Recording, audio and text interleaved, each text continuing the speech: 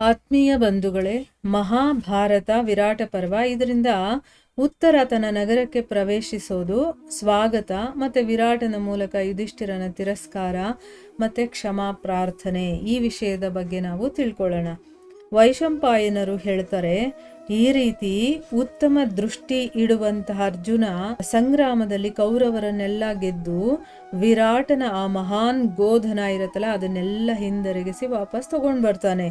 ಯಾವಾಗ ಧೃತರಾಷ್ಟ್ರನ ಮಕ್ಕಳು ಈ ಕಡೆ ಆ ಕಡೆ ಎಲ್ಲ ದಿಕ್ಕುಗಳಲ್ಲಿ ಓಡ್ ಹೋದ್ರೋ ಅದೇ ಸಮಯಕ್ಕೆ ಬಹಳಷ್ಟು ಕೌರವ ಸೈನಿಕರು ಇರ್ತಾರಲ್ಲ, ಅವರು ಯುದ್ಧದಲ್ಲಿ ತಮ್ಮ ಕಡೆಯವರೆಲ್ಲ ಸೋತ್ ಹೋಗ್ತಾ ಇದ್ದಾರೆ, ಇನ್ನು ನಮ್ಮ ಪ್ರಾಣಕ್ಕೆ ಎಲ್ಲಿ ಹಾನಿ ಉಂಟಾಗುತ್ತೋ ಅಂತ ಅಂದ್ಬಿಟ್ಟು ಏನು ಮಾಡ್ತಾರೆ, ಓಡ್ ಹೋಗಿ ಆ ಕಾಡುಗಳಲ್ಲೆಲ್ಲ ಬಚ್ಚಿಟ್ಕೊಂಡಿರ್ತಾರೆ.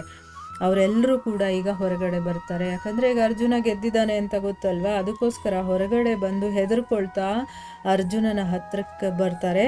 ಅವರೆಲ್ಲರೂ ಕೂಡ ತುಂಬ ಹಸಿವು, ಬಾಯಾರಿಕೆ ಮತ್ತು ದಾಹದಿಂದ ದಣದಿದ್ರು ಅವರು, ಮತ್ತು ಸುಸ್ತಾಗಿತ್ತು ಅವರಿಗೆಲ್ಲಾನು.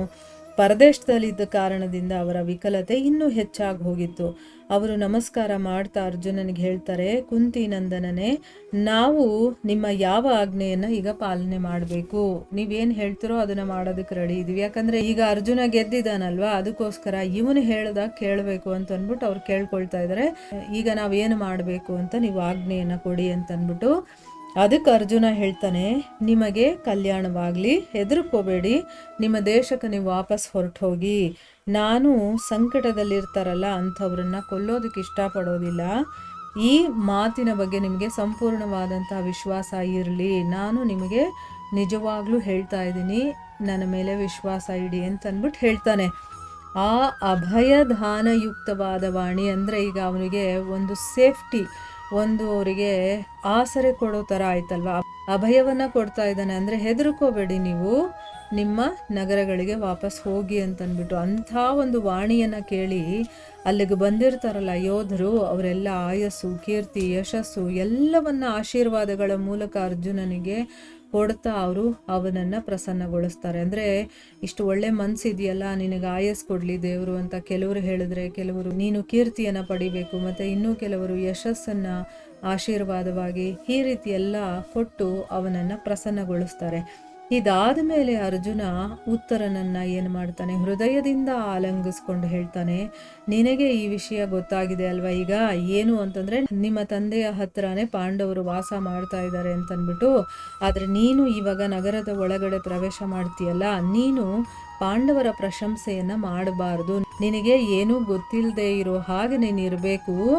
ಇಲ್ಲ ಅಂತಂದರೆ ನಿಮ್ಮ ತಂದೆ ಹೆದರ್ಕೊಂಡು ಪ್ರಾಣನೇ ಬಿಟ್ಬಿಡ್ತಾರೆ ಅಂತ ಅಂದ್ಬಿಟ್ಟು ಹೇಳ್ತಾನೆ. ಅಂದರೆ ಸಡನ್ನಾಗಿ ಗೊತ್ತಾದರೆ ಅವ್ರಿಗೆ ತೊಂದರೆ ಆಗುತ್ತೆ, ಅದಕ್ಕೆ ನೀನೇನು ಹೇಳಬೇಡ. ಇಲ್ಲಿ ಹೋದ ಮೇಲೆ ಅರ್ಜುನ ನನ್ನ ಜೊತೇಲಿ ಇದ್ದಿದ್ದು ಹಾಗೆ ಹೀಗೆ, ಮತ್ತು ನಿಮ್ಮ ಜೊತೆ ಇಲ್ಲಿ ಕೆಲಸ ಮಾಡ್ಕೊಂಡಿರೋರೆಲ್ಲ ಪಾಂಡವರು ಅಂತೆಲ್ಲ ನೀನು ಯಾವ ವಿಷಯನೂ ಅವರಿಗೆ ಹೇಳಕ್ಕೆ ಹೋಗಬಾರದು ಅಂತಂದ್ಬಿಟ್ಟು ಹೇಳ್ತಾನೆ.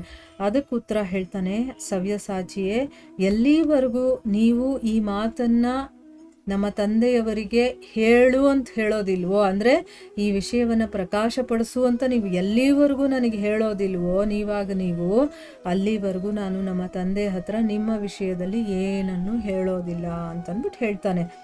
ಆಮೇಲೆ ಅರ್ಜುನ ಮತ್ತೆ ಸ್ಮಶಾನ ಭೂಮಿಗೆ ಬರ್ತಾನೆ. ಅಂದರೆ ಅವರು ಆಯುಧಗಳನ್ನೆಲ್ಲ ಇಟ್ಟಿರ್ತಾರಲ್ವಾ, ಆ ಸ್ಮಶಾನಕ್ಕೆ ಬರ್ತಾರವರು.